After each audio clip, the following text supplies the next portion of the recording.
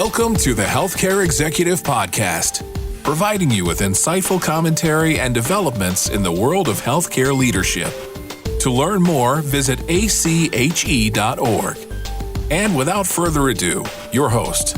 Hello again, everyone. Welcome to an exciting episode of the Healthcare Executive Podcast from ACHE. I'm your host, Eric Sperling. So excited for our guest today.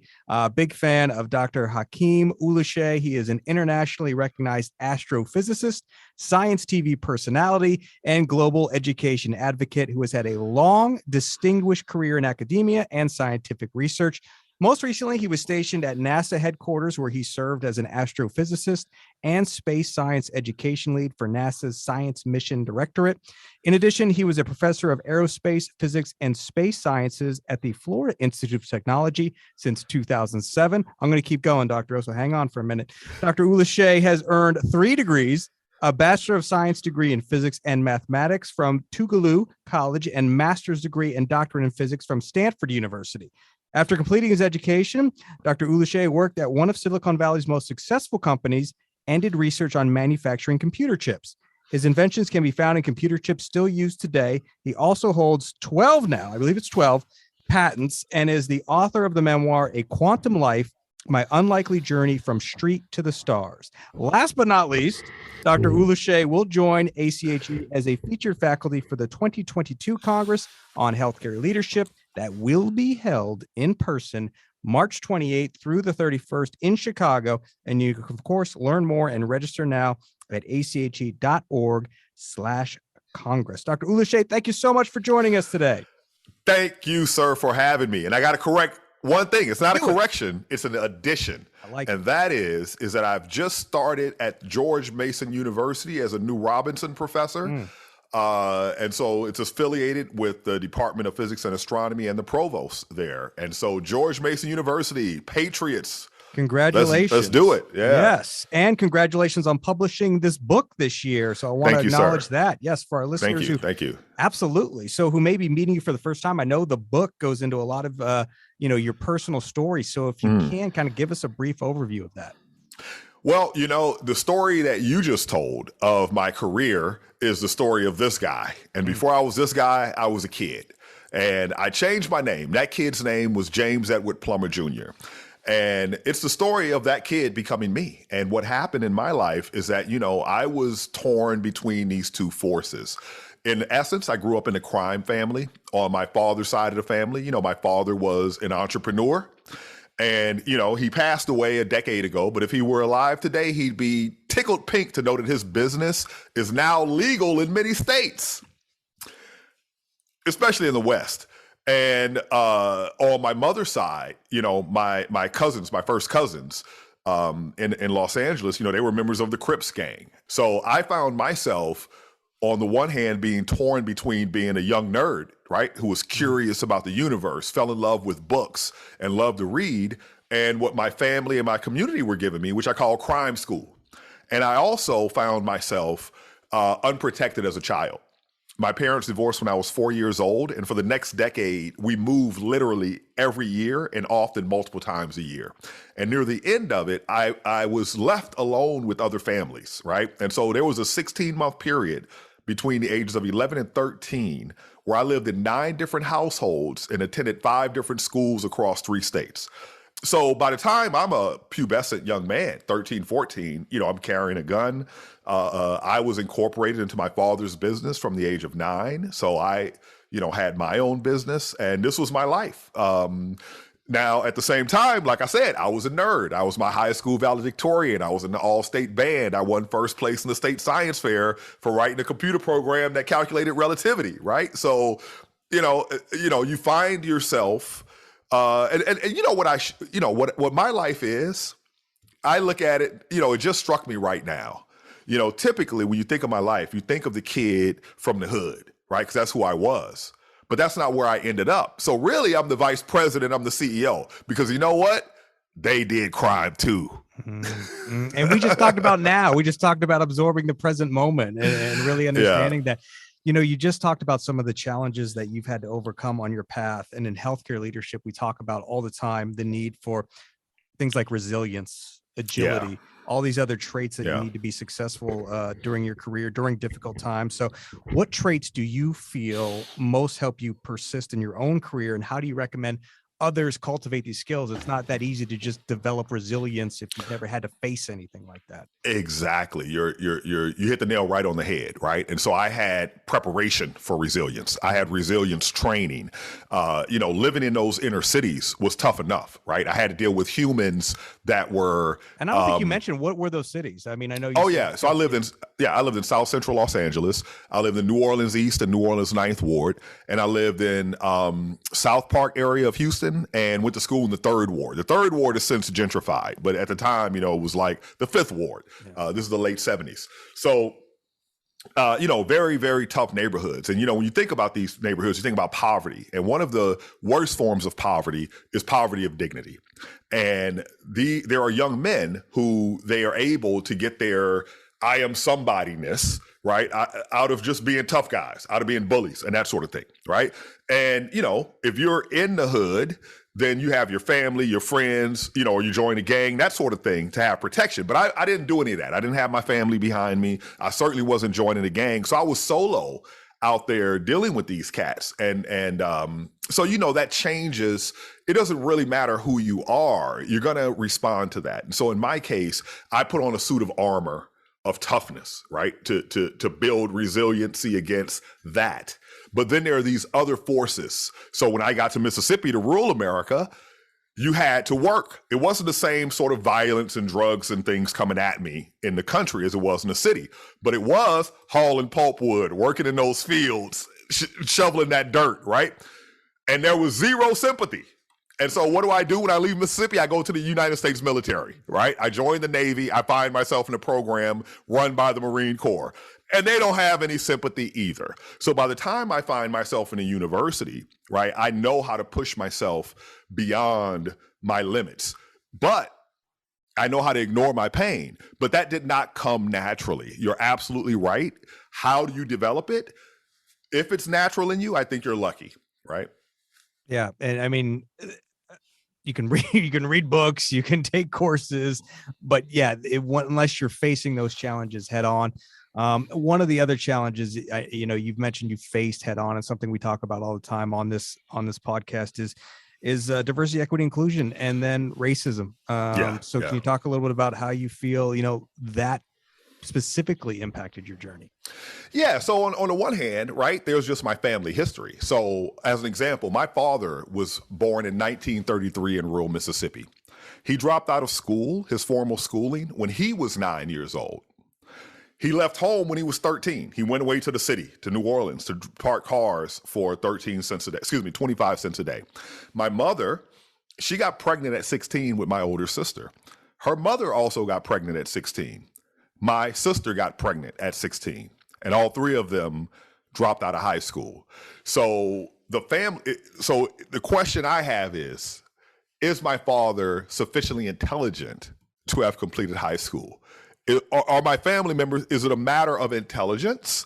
Is it a matter of working hard? And I will submit to you that the answers are hell no, right? On the one hand, you have to be it to see it. And, I just happen to be a weirdo, right? I happen to be a weird, strange kid that wanted to do whatever the people around me were doing. I didn't want to do that, right? I wanted to diverge from what everyone else was doing and find my own space, right? And so I was attracted to the natural world. But yeah, so at every stage in my life, when I got to rural Mississippi, I lived in a completely segregated community. It was literally all black Heidelberg High School, a mile and a half down the road from all white Heidelberg Academy. Now, I would say my junior year, we got this one white guy, James Roberts, God bless him, because we all grew to love him. But oh man, did he have to have some resilience and perseverance to make it through the bullies who, showed up when he first arrived. But he did, And so, I'll give you a quick story. So when I was going out for 8th grade football, my friends and I decided that we were going to meet at the one doctor in town's office at the same time to get our physicals done. So I go there. I moved there from the city, right, to Mississippi. They were from there. I go to the doctor, get my physical, go to school. I see them. I was like, where were you guys? You didn't come. And they were like, what? No, where were you? You didn't come. The year was 1980. We figured out that what had happened is the reason why we missed each other is because I went to the white folks' waiting room. I didn't know any better, so I just walked through the front door, right, and sat in the waiting room. No one said anything to me. This Dr. is in Parker, 1980? 1980. Listen, Wow. as recently as 2007, Wow. my mother would send me our hometown newspaper, and they would publish the graduating class photos. So in Jasper County, Mississippi, where I went to high school, there was East Jasper and West Jasper. The same thing on both sides. All black, all white, all black, all white. So anyway, let me get to the crux of the story. The number of times I was stopped by the police, asked to lie face down on the pavement, get searched, all of that, too many to count.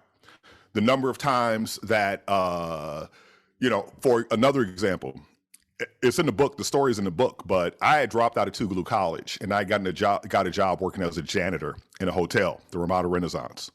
And I was so broke at this point in my life that the way I would eat, and I'm not talking about eat breakfast, eat lunch, eat dinner, I'm talking about eat, is I would eat the leftovers of people when they order room service, and what they left, I would eat their leftovers. So one day I think that, now my big break is here. A bellhop got fired. I was making $4 an hour, getting 20 some hours. Wait. The bellhop got fired. If I can become a bellhop, I can get $100 in tips in a day. This is my big break. But they looked at me and they were like, dude, you are not front door guy, right? You belong in the back of the house. So that's when I realized I can't go from janitor to bellhop. But a buddy of mine, he said to me, a graduate student buddy in 2013, I told him this story in the 90s. He said to me, Hakeem, you know that story you told me in the 90s about being a janitor, couldn't move up the bellhop? I'm like, yeah. He says, I've told that story to so many people because to me, it encapsulates what it's like to be a black man in America. The person that you were standing before who was evaluating you didn't realize that you're a Stanford PhD physicist. All they could see was that guy right then and right there. Yeah, racism is something that exists. Systemic racism is something that exists. But there's so many levels of challenge that we have in our lives, that at a certain point, I just had to say, so what? This is the hand I'm dealt. I couldn't choose where I was born and what society I was born into, but I can certainly choose what I do about it, right? And so it's like first put on your own face mask and then start helping others put their face mask on. And so that's been my mission. Once I became educated and realized how different communities don't really understand each other and how going from lower economic class through education is really attainable and possible. But when you're in that position, there are certain forces that make it seem impossible. I could help people to bridge that gap. And would you say, is that the advice you would give? Because we have so many healthcare leaders who listen to this podcast and when addressing these systematic inequities, when it comes to DEI issues, is put the face mask, like you said, on yourself first and then understand it. And then you can do a better job of addressing it. Well, you know what, man, I don't know about that, but I can tell you what fixed me and my weird ideas. Because listen, when I moved out of Mississippi at the age of 24, I really thought all white people are racist, right? And if you were from somewhere in Asia, you might as well have been from another planet, right? That's how well I knew you. I didn't know you. But what changed my perspective was actually knowing people, right? Sitting in your house with you, attending your funeral with you, you know what I mean? Knowing you, real life. Let's fall in love with each other platonically. You know what I mean? Let's get to know and when you do that, you realize, like literally, man, if we hung out, one day we'll be with the world's top physicist. The next day we'll be with some tribesman somewhere. The next day I'll be deep in the hood. The next day I'll be with a billionaire, and we're all just people. I don't know the answer to these things, right. But it's such a complex thing, right? And so if we're looking for an easy solution, it's not an easy solution. And it might not be an instant solution because good people will do bad things, not even knowing they're doing bad things, right? And then there's other people who are so eager to be offended, right? And so, it's a spectrum. Everything is a spectrum, right? So I think that if we could have understanding on both sides and try, but we're not always trying to bridge gaps and understanding. And, those of us who've had training, you go to the military, you get certain kind of training, and now you have some insight in the way to do things in the world. You come out and you look at the other people, you're like, what's wrong with them? But you can't tell them, right? Or for example, I go get training, and one of the things I got trained in is problem solving. What's the first step in problem solving? State the problem without placing blame. Now go out in the regular world. What's the first thing people do when there's a problem? Who? That's the first word they said. Who? Why? But it doesn't get to solving the problem. Right. I think you hit the nail right on the head there. Like it is not an easy solution. And from what I have heard and in my experience, like nobody has figured it out yet either. So I want to move on to mentorship. Yes, sir. You were fortunate. I have in, your bio here, you found a dedicated mentor in your field who was Art Walker. You discuss in the book and in your universe how he personally contributed to your career.